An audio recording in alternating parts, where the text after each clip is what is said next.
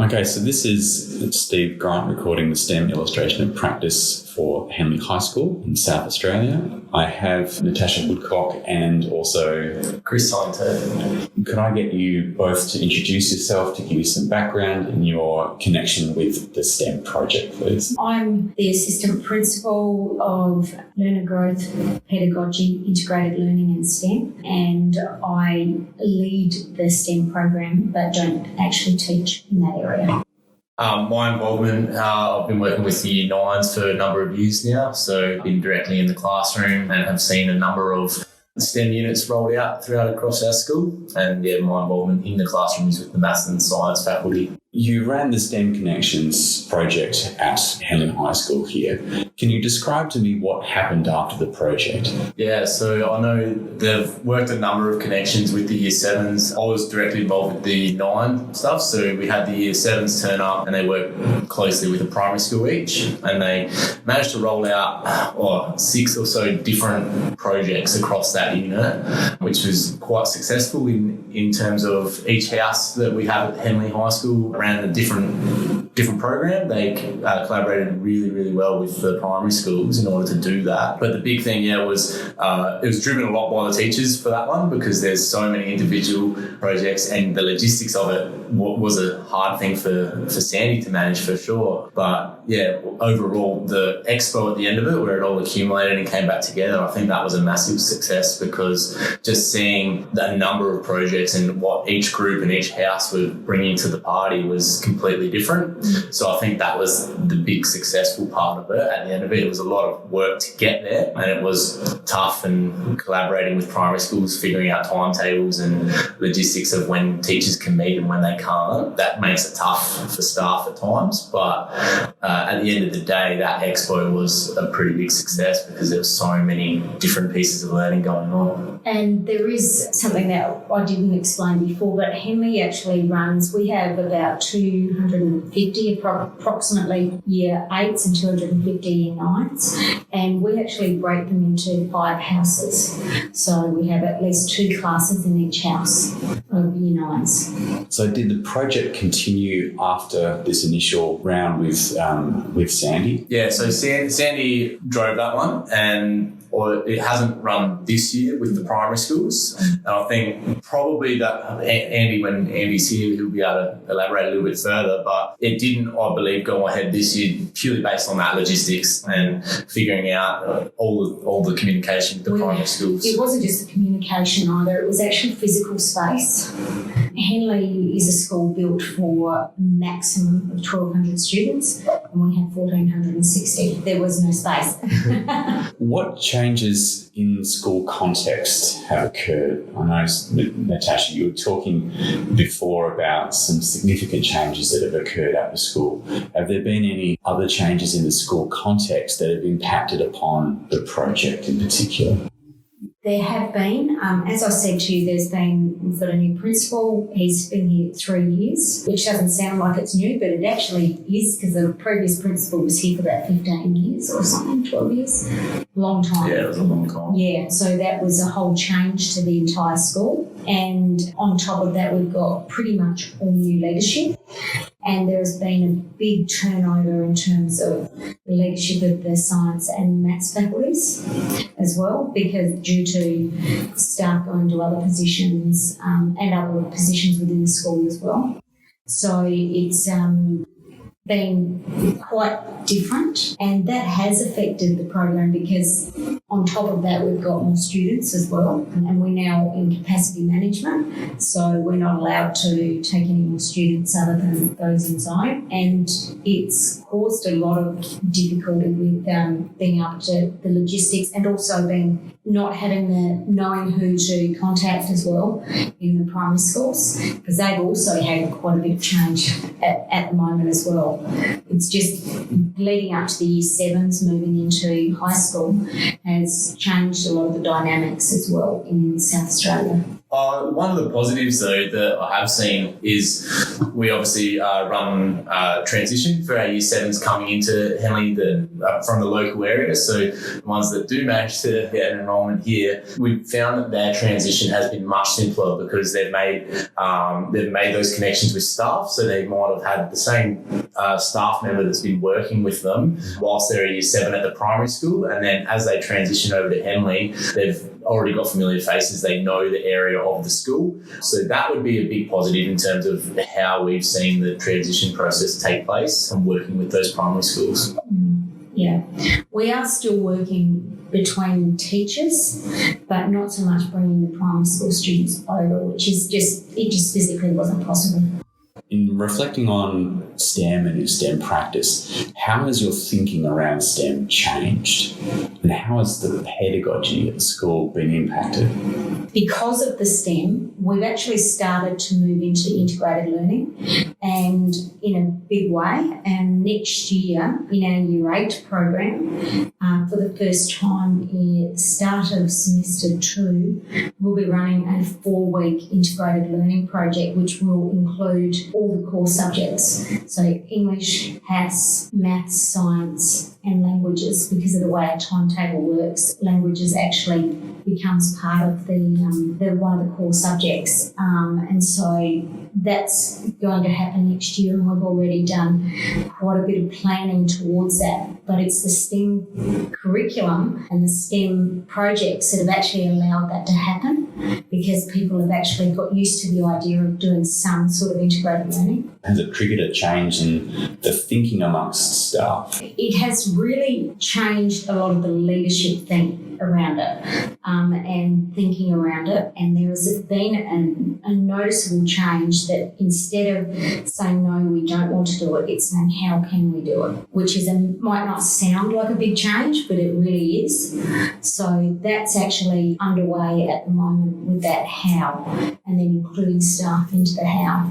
What are your reflections? We've recently just completed our Year 9 unit this year, and probably I would say it was one of the most successful units that we've had for quite some time. There was a lot of work that was put into it and the organisation behind it. And at the end of it, we gathered data based on what the Year 9 students actually thought of it. So grabbing it straight from the students. And the big positive thing that came out of it was the fact that they found the learning where they were guiding themselves the most powerful. So whilst there was, during that 5-week unit, we didn't have a specific, all right, now we're doing science and now we're doing maths. It was all the time we were doing STEM for that 5-week period across the maths and science lessons. They found that, and I can purely just speak from the experience that I've had with the Year 9s, is they were very directive in terms of they had to work through their group dynamics. They had to have leaders inside of their groups and different roles and time management skills, which is something that middle school students aren't the strongest in at times. But the fact that they really like the open plan learning style. So they go, all right, we've got this task here that we need to complete by Tuesday. This one's has to be ready to go by Thursday. And it was about how that group faced that challenge and who was doing what was really powerful. And at the end of it, once it all came back together, the expo was incredible. It was a very powerful learning that had taken place there. And I think the feedback from it was that they really want more of that type of learning, where it's not, okay, sit down, we're working through a textbook right now, we're going to focus on this part of the curriculum. They want to be able to learn using those capabilities that we're always talking about, is how are they problem solving, how are they actually reflecting on what they're doing and making changes based off of those decisions that they've made. So like what Natasha was saying earlier, space is a massive one for us at Henley.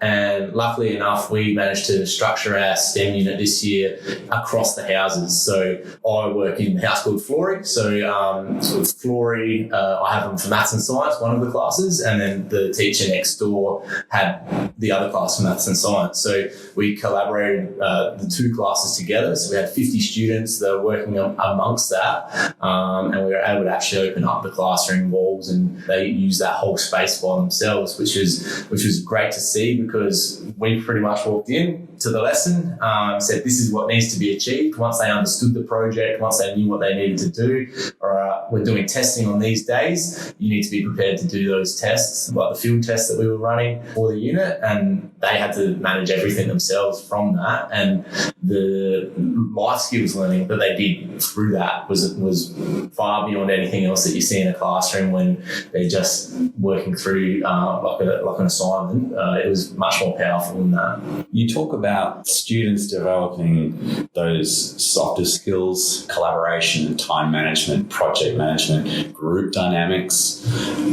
and being in a different space as well. The kinds of learning that the students were going through is very different, and they enjoyed that. You said that they were getting a lot out of that. Your pedagogy before then and your pedagogy, your way of teaching now, has there been a change or a shift in the way that you've thought about STEM and science, that integrated learning, before the project and now after? Sure, yeah. Prior to it, running through the STEM units, it was definitely, I'd say Henley itself probably had a more traditional schooling outlook in terms of how that curriculum was planned. There wasn't much collaborative work between the two faculties at all, I'd say, but over the last 6 or 7 years, we have brought in those changes and we're getting more and more overlap. And I think now that the school is starting to get, I guess, some bit more continuity with the staffing as well, where Natasha mentioned the leadership structure is becoming more rock solid for the long term now. And I think that's happening also with the staffing faculty. We're starting to see that there is the teachers are buying into it, and I think that's really important in terms of getting that overlap, and particularly where possible having a teacher that has maths and science for the same class. That's a very strong point. So the change taking place is there definitely is more movement towards overlapping those skills, and I know personally for myself, I love whenever we can collaborate, and whether it's not just in the classroom, but we can put the two classes together and find a way for them to use those skills, those softer skills that we want to work through, but putting them in those situations where the real authentic learning is taking place. Yeah, there's definitely been a change, even in the 3 years since I've been here. But the real key one has been, especially for the maths faculty, is they want it embedded in the program, not an add-on to the normal program. And that's something that myself and Andy and Jeffrey, Andy's science and Jeffrey's the maths leader, and myself have been working really hard to try to do. So they are assessed in their classes for that work, because in the past it was actually a different assessment grade. So it had nothing to do with what they were doing in the classroom. And I think that's really got a lot more buy-in from teachers. Plus, they've also got a lot more, they know that this time next year they're going to be doing one. Whereas in the past it was sort of up in the air about when it was going to be and that sort of thing. Whereas now it's in, for example, that integrated learning one will be weeks 1 to 4, term 3. They know that now. Whereas in the past that wasn't there. So that's made a big change too, I think. And also, in the past, the projects was done and created by a couple of people, and then it was given to people, so there wasn't the ownership of it. Whereas this last one, we had one teacher came up with the idea, and he did the key amount of work, but then it went to the teachers, who then actually planned and owned it for their own classes. That was where it's been different, I think. Yeah, so Ross definitely did a huge amount of work himself, and it definitely wouldn't have been as successful as it was without that huge chunk of work that he collaborated and put together for the staff. And I know everybody that was teaching that year 9 was incredibly thankful for it. But yeah, touching on what you said, Natasha, it worked. It was much easier for reporting as well. Like this year for our maths component of the STEM, we looked at measurement. So we covered the year 9 component of measurement. And then in the science area, we're looking at heat transfer, we're looking at conduction, convection and radiation. So it was all through, basically they had to design a rocket ship that could take off and re-enter the atmosphere. And so we're covering aerodynamics, we're looking at conduction, convection, radiation, heat, and how that was all going to take place. But it had a real life problem to it. So once we finished up and it came to assessment, that was easier to do because it was part of that. We had to teach that anyway in terms of our science. We had to teach teach the heat transfer stuff, and in terms of maths, we had to teach measurement stuff regardless. It was just putting those things together and finding ways that they can overlap and they can be integrated. Once we have that, and it was really successful from there. In terms of the industry connections that you had with the STEM Connections project, did they sustain? Did they improve? Did they impact teaching and the quality of learning at all?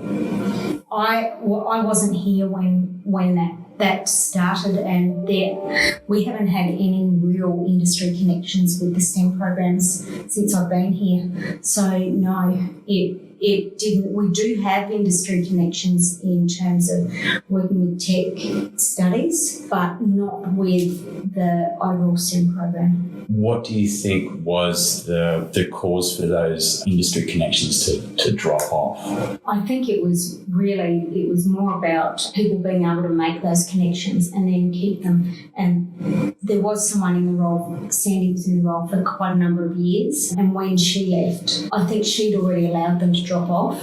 And so new connections haven't been made because, as I said, this is my first year in the role. So it's one of those things that just hasn't continued. And STEM's actually not the key component of my role. It's one of about 5. Whereas hers, it was her main area. Yeah, we haven't had a huge lot to do with the industry, just from a classroom perspective. We obviously generally get guest speakers to come in, and that's quite powerful to see, hey, this is the real world situation. So at our expo or at a launch, so whenever we start a STEM unit, generally we do have a STEM launch as well, where all the year 8s or all the year 9s will sit in the hall and we'll have some people come and speak to us. And I think that's where the powerful connection is made, is going, hey, this is the real life person, this is where it actually leads, and looking at the jobs and possible pathways that the STEM unit could take them on. And whilst that's kind of a one and done thing, like they come in, they speak to us, it's awesome. And the students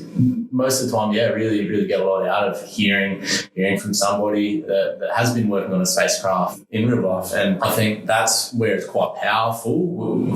We haven't yet, but with like Natasha was saying, we haven't kept connections where we can keep going back to them, and it is more so one and done kind of situation. So each time there's been somebody different too, hasn't there? When Sandy was getting people in. So currently we will work in that area again. It's just a case of now building new relationships with different groups. So there are some challenges around maintaining those relationships, but also initiating those as well. Yeah, I would say the initiation is the tough one. It's who you know, and if for some reason if you don't happen to know some engineers and some astronauts or something like that, but not a whole lot of people know their local astronaut. So yeah, like unless you actually know those people, I think that we probably have struggled in terms of initiating those relationships, and it also comes from how much would those industry people want to buy into our own program, and how could they contribute. And I think that would be powerful if we could get the buy-in from them, and then they also see some form of incentive to do that, so that, hey, we've got these people, we're preparing them, and in the future they will be working in your workplace and you could be their boss. It's definitely been much easier for the tech studies area to do that. Like they have a connection with the Crane Drivers Association, and now have a student who has just completed his, his license to drive a crane, literally, and earn double what we do. But those sort of connections have been made, but they don't necessarily work with what we're doing in the classroom. Interesting. Thank you for those observations. You mentioned that there have been some connections between learning areas and with integrated learning projects that you're planning for next year.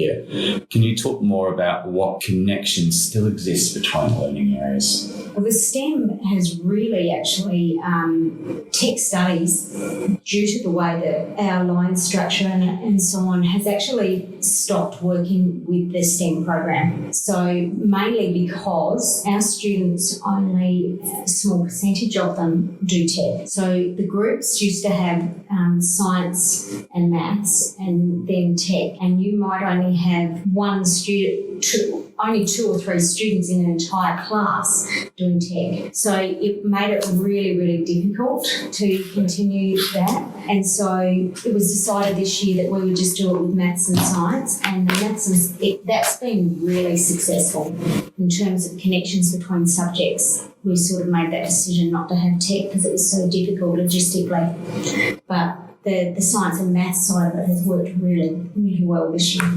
Do you feel like you have the skills or knowledge to plan and develop units of STEM yourself? Personally, I feel like I would absolutely be able to, I'd be comfortable in setting up the current one that we've got at the moment, building upon that and reflecting. And I'm assuming that being week 9, we've got a science meeting, we'll spend a little bit of time at some stage reflecting and reviewing what our STEM program actually looked like this year. And by all means, yes, I feel super comfortable. And if I had to lead that direction, I feel like I'd be able to do it. I would be a little bit hesitant myself if I had to start from scratch to just build one up and put one together for an entire faculty. I think that needs to be done in collaboration with leaders. It also needs to be done in collaboration with the other year level teachers. So the maths and science teachers from year 9 or from year 8, I think everybody needs to be contributing to that. But personally, my opinion is I feel like there needs to be a driving force, and we were lucky enough that we did have that. Like we were saying, there was one teacher that was that driving force this year,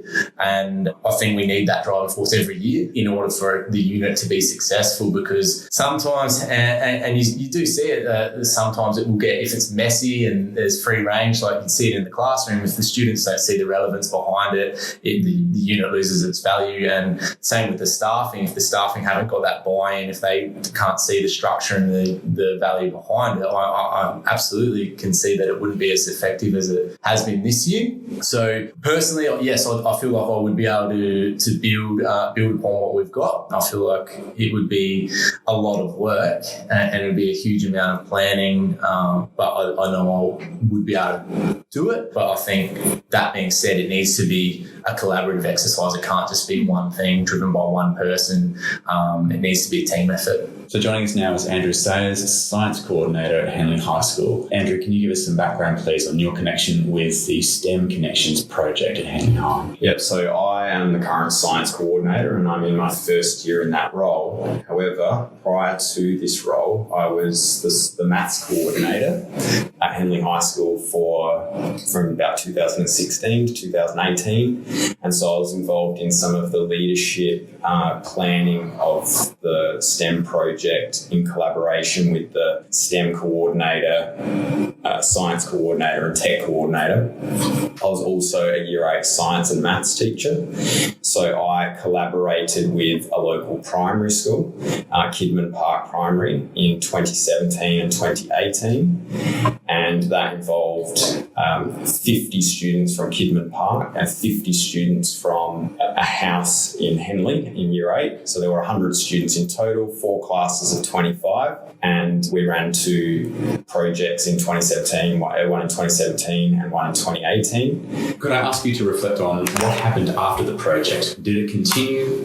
If yes, can you give some elaboration on that? And if no, what stopped you? So the 2017 project was a Mission to Mars project, and that involved the use of Microsoft Teams, which was quite innovative at the time, industry connections. It was quite hands-on. It involved coding robots to traverse the surface of Mars. So that was 2017. 2018, we did a nuclear radiation project, and that involved designing some sort of prototype or product that would protect humans from a radioactive disaster. It could be used in the medical field. So that was to do with radiation, which was quite high level. We didn't have as many industry connections with that one. Those projects, no, it hasn't really continued. The connections with the primary school have ceased. Probably some of the barriers to the project continuing, partly funding, because the funding stopped. And it is a huge undertaking, especially if you've got a primary school that is a certain distance away from the high school and having to get here. That just in travel and transport, that costs quite a lot. So there are some complexities around that. Release time for teachers. The 2018 project, for example, we ran it across full days, and that's fine for primary schools because they've got that one teacher the whole day, but I might have science for a third of the day, and then I need to be covered for my other lessons for the other 2/3. So there are some complexities with working with the primary schools. Yeah, positives from it were that the Year 7s were able to access our specialist facilities and, I guess, expert teachers.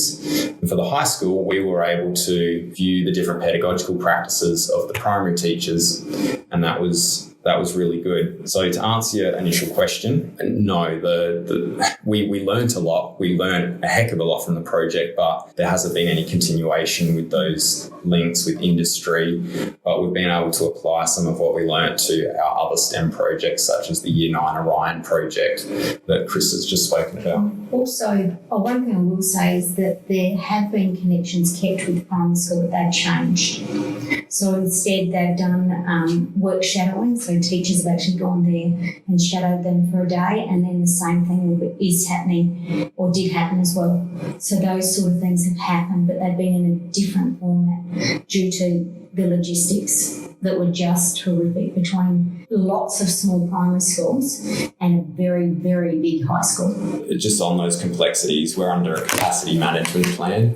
I don't know if you've spoken about this. And even though we've got the facilities, we don't have enough of the facilities. So the primary schools were able to access our labs, but often we wouldn't have enough space to cater for 50 or 100 students at a time. And so just the amount of work involved in planning a space or 1 or 2 classrooms that we could use was huge. That was a lot of time involved in that. I did explain that our school was built for a maximum of 1,200 and we had 1,460. Probably even 1,000. Yeah. The primary schools that are close, such as Henley Beach Primary, that worked beautifully because they could walk here in 10 minutes, 15 minutes. But the ones that are a bit further away, you need to pay for buses and so on, and that there's time, money. Have there been any changes in school context that have occurred, and what impact have they had? Have there been any positive changes, any negative changes, or neutral changes? I think generally there's still negative perspectives about STEM projects because it involves so much work for teachers.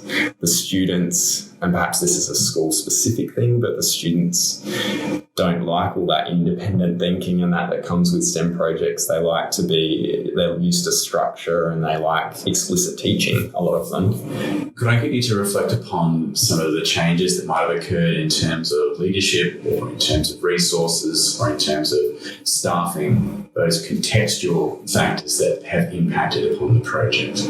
So it's been a complete change.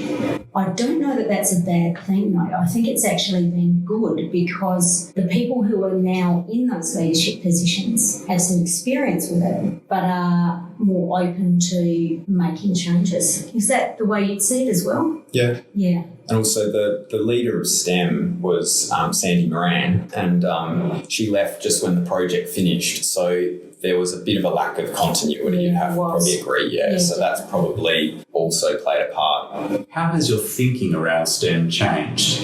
Has your pedagogy been impacted at all by the project? To be honest, the 7-8 STEM project didn't change a huge amount. I would say the Year 9 STEM project this year did, the Orion project, because it was successful. The 7-8 projects, I don't believe we learned a lot, and perhaps that's partly why the Year 9 project this year was more successful. But I don't think it changed a huge amount.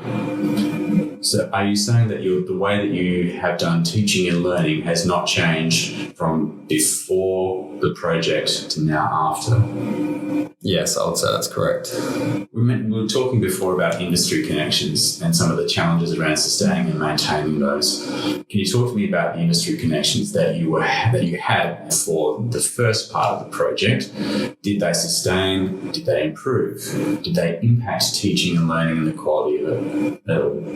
I'll probably retract what I said slightly in terms of no change, because one thing that project did bring out is the importance of industry connections. And as a leader of science, that is a priority for me for 2020. It's part of my strategic goals for our faculty that we grow those industry connections. So let me give you an example. We've got biomedical science. We've got a course at year 10. And I'd like some site visits to the IMVS, to SAMRI, to the universities, and to build those connections. And I'd like to do that predominantly at year 9 and 10, and to target some of the career pathways there. So I think the 7-8 project, and certainly the Orion project, has made me recognise the importance of those industry connections. Did those industry connections keep going after the project, or have they since died off? Because the project changed. So I was very much in favour of doing the same project in 2017 and 2018. So you could continue those connections. Because they were so different, the projects, we couldn't maintain those connections. Another reason for wanting to continue projects is teachers become very negative if they're having to do something new every year because of the workload. And we talked about that. Yeah. And so, that's another reason, not just keeping those industry connections, but building that sense of confidence amongst the teachers that these projects are okay. They're not that as much work, but if you're doing a new one every year, they are a heck of a lot of work. We've done 5 year 9 STEM projects now, 5 different ones. From 2020, we're going to do the 2019 project again. And we also talked about embedding it into the curriculum, so it's actually marked as part of their curriculum as opposed to a separate task on top of, which was a real thing that they really, really objected to. Might be worthwhile now having a think about that in terms of the integratedness that is going to be assessed as part of the teaching and learning. What connections still exist between learning areas? I actually think that science and maths has grown stronger, but tech has completely pulled out of it, which is a bit unfortunate, but it's just due to the logistics of the fact that in only a small percentage of our students in years 9 and 10 and so on actually do tech studies. Science and maths has always been reasonably well integrated here because our middle school philosophy, which is years 8 and 9, the same teacher teaches 2 subjects, and it's usually maths and science and English and HASS. So often a year 8 teacher or a year 9 teacher will be teaching the same class for maths and science, and that allows you to integrate the 2. You could, I agree about the tech connection that we haven't really, and that's to do with timetable structure purely. Our timetable structure just doesn't work for them to be more involved. And I think they'd like to be as well, but it just doesn't work. You came into the tail end of Chris's reflection on his skills and knowledge to plan and develop units of STEM. Could you reflect, do you feel like you have the skills and knowledge to plan and develop units of STEM? I'll comment on 2 perspectives there, one as a teacher and one as a leader. As a teacher, I'm pretty confident to plan a project of this type. What I'm not confident on is the technology side or the engineering side, because I don't have that background. And you see engineers and people with that work history, come into a school environment and teach maths and science, and they can do that so well. And that's where the tech teachers are really good. They've got that. And I know Chris referred to the importance of having a leader or a small group of leaders that drive the project, because often you'll have a few in a team that won't contribute much, and then that pulls everyone else down as well. So the dynamics of the teaching team are really important. The last question I wanted to ask was, did you rerun the project and what changed? But I feel like you've already covered that in describing what it's looked like from 2017 and 18. I will add something to that though. The reason why we didn't, I don't know if it's obvious or not, the reason why we didn't run the project the second time is because the year 7s come here into year 8 and they've done the project before. Yes. So we couldn't run the same project. You could do it every 3rd year.